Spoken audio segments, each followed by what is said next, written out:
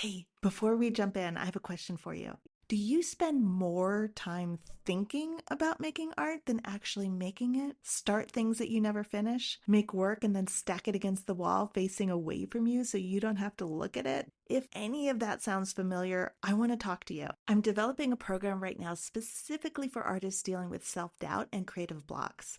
And to make it actually helpful, I want to understand what's really hard for you right now. So I'm looking for artists to interview, to talk with. This is purely research. There's no pitch. It's just me wanting to know what's going on with you in your studio. And I am happy to answer your questions about creative confidence in exchange. So if that sounds like you, go to savvypainter.com/survey to tell me what's going on. And if we're a good fit, I will reach out to you to schedule a call. That's savvypainter.com/survey.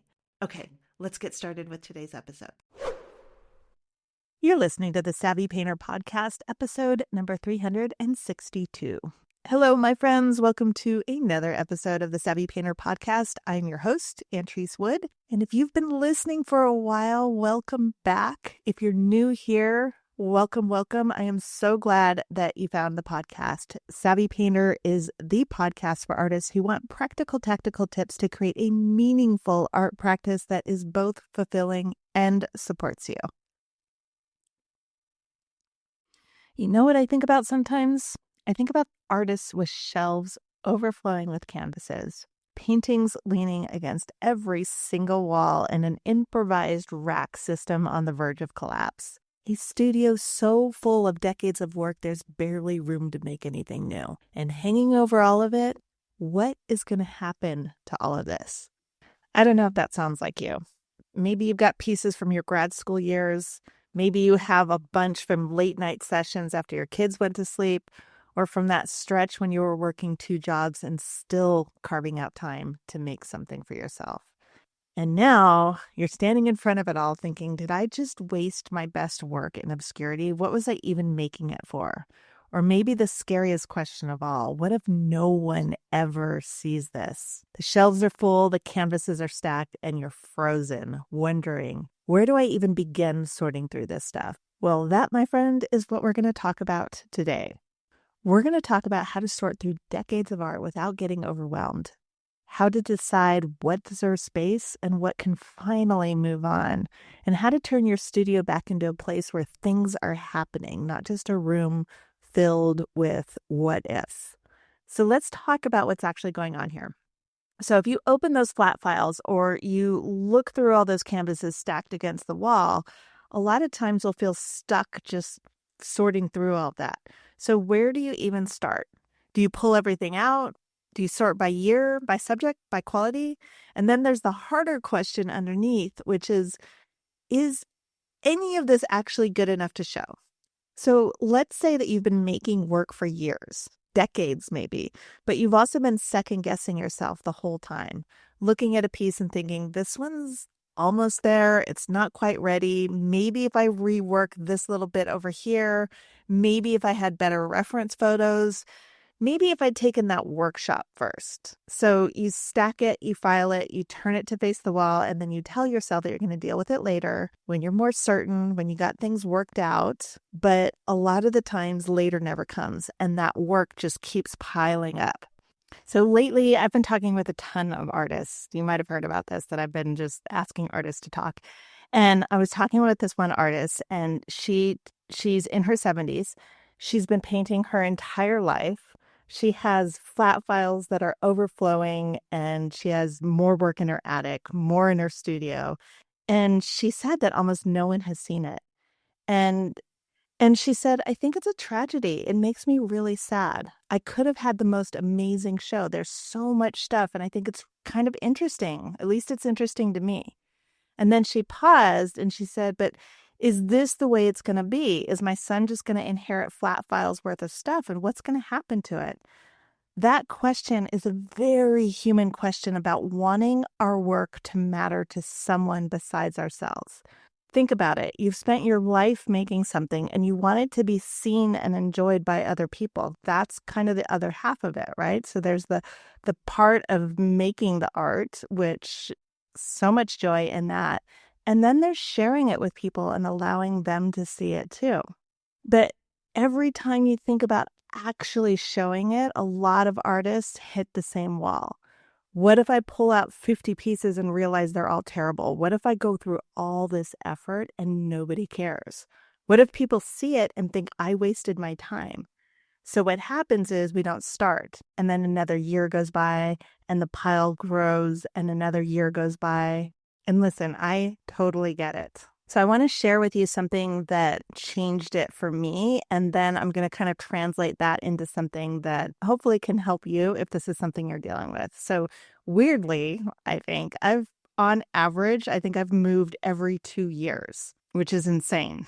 But what it means is a lot of packing tape, a lot of bubble wrap, and frankly, a lot of swearing. But it also did something that I didn't expect. It taught me how to let go of things. And through that, it taught me what I actually value. When you've had to pack up your studio that many times, first of all, you get really fast at it. You get fast at wrapping materials. You get fast at boxing up old work. And most importantly, you get really fast at making decisions and asking questions about what I'm taking with me. Is this worth hauling into the next space? I'm not asking myself, could I use this someday? Or saying to myself, but I spent so much time on it. Even if I did, it's okay. And I'm not asking myself, what if I regret it? The only question that matters is, do I want this taking up space in my studio? Do I want this taking up space in my life? The answer to that question gets more refined every single time I ask it. And the more I do ask it, the clearer I get about what my art is and what my art is becoming. So here's the thing. You didn't accumulate all this work that you have in your studio because you're a failure or because you lack discipline. It's the opposite. You were working, you were creating art. You accumulated it because you kept making choices that protected you from judgment or from something else. Every time you filed a painting, instead of showing it, you were choosing safety. And I get it. Safety makes sense when you're not sure if your work is good enough. But at some point, that safety stops protecting you and starts costing you. So let me tell you what happens. Let's say you finish a painting or you get close to finishing and you stand back and you look at it. And for a minute, maybe you feel okay about it. Maybe you even think, yeah, this one's good. I like it. But then you start picking it apart and you start thinking to yourself like, oof, the value structure in the background, it's a little bit off, or that edge is too hard, or that color temperature doesn't quite work. If I had more time, I could probably make this a lot better. And maybe you compare it to the painting that you saw last week at a gallery, or one that your friend posted online, or the reference photo that you were working from. And suddenly your painting starts to feel less finished, maybe even a little amateur, and definitely not ready yet. So you tell yourself, I'll show it when I fix these problems. I'll show it when I'm more confident about my choices. I will show it when I know that it's actually good. But here's the problem. That moment never arrives. You think confidence comes before action, like one day you'll wake up and suddenly feel certain about your work, and then you'll be ready to show it. But that's backwards. Confidence comes from showing the work even when you're a little bit uncertain, from putting it out there and discovering that the world doesn't end, that people respond to it, and that your fears were actually bigger than reality. And if you keep waiting to feel confident before you show anything, oftentimes what that means is you're going to wait forever. Another artist I know told me that she spent 10 years staring at a reference photo. 10 years. She said, I just stared at it. I had no idea how to paint this. And she wasn't blocked because she lacked skill. She was blocked because she was trying to figure out how to make it perfect before she even started.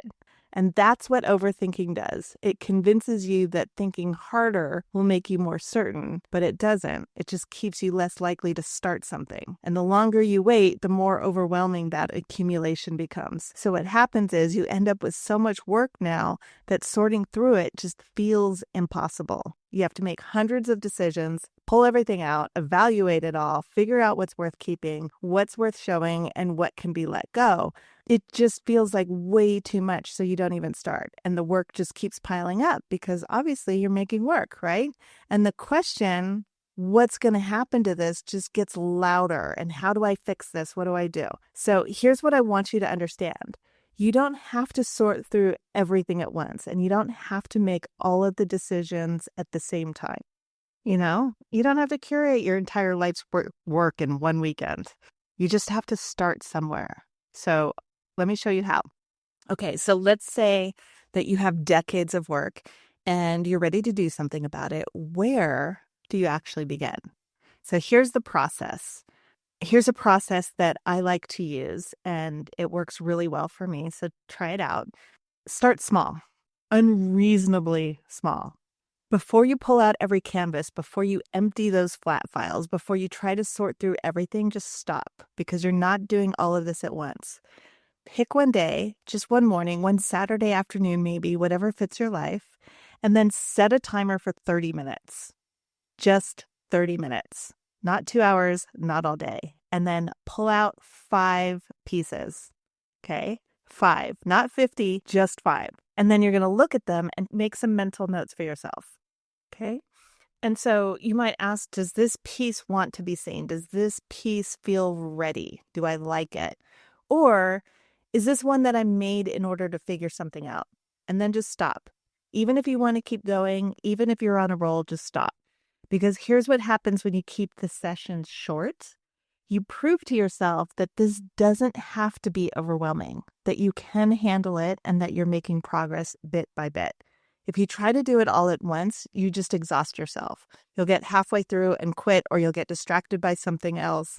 And then 6 months from now, you'll still have all of that work sitting there. But if you do 30 minutes once a week, in 3 months, you'll have looked at 60 pieces. You will have made real decisions and you'll have momentum. And when you're ready, when the process feels manageable instead of overwhelming, you can extend the time. And then you can do an hour or you can do a full afternoon. But at the beginning, I want you to be unreasonably gentle with yourself, okay? And kind of like I've alluded to before, you're going to just start asking better questions. When you're looking at the work, don't ask, is this good enough? Because that question has no answer, right? It's good enough for what? By whose standards? Compared to what? So instead, just ask, does this painting want to be seen? Does this painting feel like it needs to get out? And some pieces will answer yes immediately, and then you can pull them out and think, yeah, this one. Some pieces will answer yes immediately. You'll pull them out and you'll think, yeah, this one. And some will say, not yet. I'm still figuring something out. And some will say, I taught you what I needed to teach you and I'm done. That's my purpose. All 3 answers are fine. Okay. Another question you can ask is, what was I working on here? Not, is this a masterpiece? Just what was I trying to figure out when I made this painting? So as an example, maybe you were experimenting with color temperature. Maybe you were learning how to handle edges. Maybe you were working through a composition problem, or maybe you were just really trying to figure out, how do you paint a backlit tree? Right? So anything that you were trying to figure out, when you can see what the painting was doing for you and what questions that you have, it's easier to decide whether it needs to be shown or whether it's already served its purpose, right? So it could be that that painting is a visual note that you have for yourself on something that was working or some thought process that you had, and so you're going to want to keep it. But you might also realize that it was a mental note, it was a visual representation of your thought process, and you were figuring something out, but it's kind of done its job. I know this is hard for a lot of painters because you made something, you spent time on it, and you put effort in it, so it feels wasteful to let it go. But here's what most artists don't realize. Holding on to everything isn't just a storage problem. It's a mental storage problem. Your brain hates open loops, and every painting that you haven't made a decision about is still an open question in your mind. there's these thoughts rattling around in the back of your head, like, is this one good? Should I show it? Does it need more work? How do I solve that problem? What was I trying to do here? And as long as those questions are unresolved, there's a part of your creative attention that's unconsciously tied up in those questions. You're carrying all of that work around with you mentally, even when you're trying to start something new, and it can be exhausting, and it just takes up space that could be used for new ideas and for newer, better questions. So when you're looking at a piece and asking yourself, does this want to be seen? If the answer is no, you need to make another decision. What was this painting doing for me? Sometimes a painting is a stepping stone. You made it to figure something out, to learn how light works on a particular surface, or to learn how to combine those colors so that it looks like light is shining through a leaf or a tree.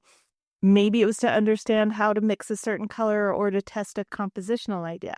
It taught you something. And now that you've learned that lesson and it's internalized, you don't need to keep the painting anymore to remember what you learned. And if you haven't learned it yet, then don't keep the painting shoved in a drawer somewhere. Keep it up where you can see it so that you can have that learning from that painting. And other times, like I alluded to before, a painting serves as a visual note-taking. You look at it and you remember what you were thinking, how you attempted to solve a problem, what you were experimenting with. Those paintings are definitely worth keeping for a while. They're reminders of where you were in your process, where you left off, what you tried that worked or that almost worked, and you can use it as a jumping off point. But eventually, you either solve the problem or you move forward in your understanding enough that the painting is no longer needed, and you've internalized that lesson. The question about color or composition or whatever it was, you've either answered it or you've moved past it. And when that happens, that painting's ready to go.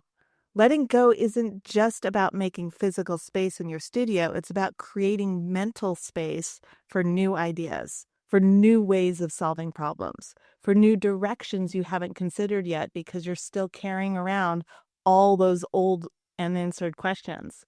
I value open space in my environment and in my mind, and I value it enough that I'm willing to let go of paintings that no longer deserve to hold that space. I still appreciate them, and I'm grateful for what they taught me, but I recognize when it's time to go. Sometimes that means painting over them, and I do that a lot. I'll pull out an old canvas and I ask myself, does this want to be seen or is this a stepping stone? If it's a stepping stone and I've learned that lesson, I'm going to paint over it. And sometimes I also will cut up paintings and use them as collage materials, especially when I'm looking through paintings on paper that I did with acrylic or that I did with gouache. I definitely will cut those up and use them as collages. And sometimes it means dumping them in the trash. And I've even held bonfires. I'm perfectly happy walking pieces to the dumpster without any ceremony whatsoever because I have what I need from them. And I've never regretted letting go of work when it was ready to go. The value of having more space to create mentally and physically, the space that the painting's taking up in the studio, as well as the space that all that unfinished work takes up in my mind, is so much more valuable to have that space open and released than the value of keeping every single painting I've ever made. Now, if you're not certain, if you're looking at a piece and you genuinely can't decide yet, that's fine. Hold on to it for a little longer. Give it time. Revisit it in 6 months or next year. But just keep this process up and you'll notice how things just start to clear out. As you cull your work down, as you make decisions about what stays and what goes, things start to move. You start to see your own voice a lot more clearly. And your own vision becomes more and more defined. And when that happens, it also gets a lot easier to recognize the pieces that don't need to stay anymore. So it's kind of like this self-fulfilling cycle that happens. So start making decisions, not all at once, but start, and know that it's not always going to be as hard as it is the first time that you did it. Because every painting that you decide about, whether you keep it or you let it go, it frees up that mental space for the work that you're making now. Okay, so let's say you've started looking at the work and you've pulled out some pieces, you've made some decisions about what's ready to go, but you still have a lot of work and you're still not sure what to do with most of it. Here's where I like to play a little game. Pretend like you're curating a show. And I know some of you are thinking, but Antrese, I don't have a show. I don't even have anything on the horizon. Stay with me here. Pretending that you have a show forces you, again, to make decisions. It gives you a framework for looking at your work differently. And this is the part that's super, super interesting. And I think it's really, really fun. So you might be somebody who doesn't have a clutter problem in other areas of your life. And maybe your house is super organized and your files are labeled and your kitchen drawers make sense. But when it comes to your art, you just can't seem to throw things away. You're not a hoarder. Most of the time, it's because you genuinely don't know if you need it, if it's worth showing, if it matters. So playing the curate my own retrospective game helps you develop an eye for your own voice and for your own work. It helps you to see what's actually there instead of what you think is there. And if you're like a lot of artists I know, you think that you have a ton of work, but none of it fits together. So here's how this game works, okay? I'm going to pull out paintings and start grouping them just to see what could be interesting together. See what happens if you just absolutely refuse to organize it chronologically. Most artists default to thinking about their work in time order. Like, here's my early work, here's my middle work, here's what I'm working on now. But what happens if you look at it differently? Pull out all of the paintings that share a particular color, for example. So what that might look like is maybe everything with blue as the dominant color. You pull all those paintings out, or work in the red family, or that specific warm gray that you keep coming back to. What do you notice when you see those paintings together? What does that color mean in your work, and how does it feel seeing these paintings together? So there's so many different ways that you could organize it, and you're just playing around to see different ways of looking at your work. So you could organize by color harmony, maybe all paintings with complementary colors, or all the ones with analogous schemes, all the ones that are basically monochromatic. You might discover something about how you use color that you've never actually noticed before. So tons of ways that you can think about it. Color, texture, things with thin washes, or all the pieces that you scrape back into as you painted. When you rearrange your paintings like that, when you see them together, you start to understand your physical relationship with your medium and how your hand moves, what your body wants to do with the paint. So there's a whole bunch of ways to do it. I've got a million of them, but you probably will just, as you think about this, you'll start coming up with ideas of your own. But you could organize them around a poem that you love, like pull the paintings that feel like they're responding to that poem. And sometimes the thread is found in hindsight. Or you can pull paintings together that remind you of whatever that song is that repeats in your head all the time, or a memory of a feeling, like walking into your grandmother's kitchen, or standing on the edge of the ocean, or the specific quality of light on a winter afternoon, or something like that, right? None of these arrangements have to be the final way that you show your work. You're not committing to anything. You're just playing around and seeing different ways of arranging your work and seeing these pieces that you're kind of used to seeing as individuals, seeing them in a group. Okay. So you might group those paintings by subject and realize that the work that you do isn't really about the subject at all. It's about the light or the atmosphere or a particular kind of quietness. So this gives you different ways of understanding what you've actually been making all this time. And once you see all those threads, you can understand what you've been saying with your work. And it becomes so much easier to decide what stays and what goes, because suddenly you might look at a painting and say, wow, this doesn't belong anywhere. It was an experiment that didn't go anywhere, and so this one's ready to go. Or you can say, this one here, this one matters, this stays. That clarity, that ability to see your own work and make decisions about it, to start connecting the dots and finding those little threads that run through your work, that's what this exercise gives you. That's what makes this so valuable. So play with this, make a bunch of piles, move things around. Yes, in this case, you're going to lean them up against the wall just to see what wants to be together. And you're really taking a different look at your work. You might end up with 3 or 4 different collections, different bodies of work that each tell a story. And who knows, maybe one of those collections becomes an actual show someday. Now that you see it working, air quotes there, now that you see it working as a show, you might be more willing to advocate for yourself when it comes time to talk to galleries. But either way, you've done something crucial. You've developed an eye for your own voice, and you've learned to see what you're actually making, and that makes everything else so much easier. Okay, so that's another fun game that I like to play when I'm going through my work. Once you've identified what you want to keep together, you still have all this work. So some of it you're going to keep, some of it you're going to let go, and some of it you're just not ready to decide about yet. And that's absolutely fine. You don't have to have all of the answers in one shot, but do make a plan for revisiting it, right? So put a note on your calendar for 6 months from now or a year from now to look at what you have, look at that archive again. That way you're not ignoring it. You're not pretending that it doesn't exist, and you're just giving yourself permission to not deal with it in this moment so that your brain can release it and you can focus on what's next in your studio. And the last thing that I want to say about this is I just want to elaborate a little bit more on that idea that every painting that you keep that you haven't made a decision about is taking up space. It's taking up the physical space in your studio, and it's taking up the mental space in your head. And that space could be used for something else, for new work, for actually painting instead of managing piles of old paintings. Think about walking into your studio tomorrow morning, and what do you see?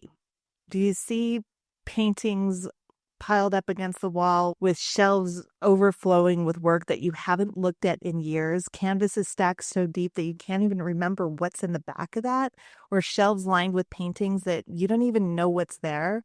Or do you see work that you love? Work that reminds you of what you're capable of, work that makes you want to paint instead of making you feel behind. Right now, your studio might feel like a massive to-do list with every painting that you haven't decided about is just one more thing sitting there, one more thing waiting for you to figure it out. And you don't have time for that. You have paintings you want to make. You have problems that you genuinely are interested in trying to solve, ideas that you're working through. You can't do that work when you're surrounded by all these unresolved questions. So here's what I'm asking you to consider. Give your future self a gift. Make decisions now. Clear the space now so that 6 months from now, a year from now, you walk into your studio and it's still full. It's just filled with work that you love, that you know what's going on with, that you are interested in currently, and you're excited about. Your studio should feel like a place that you can actually create in.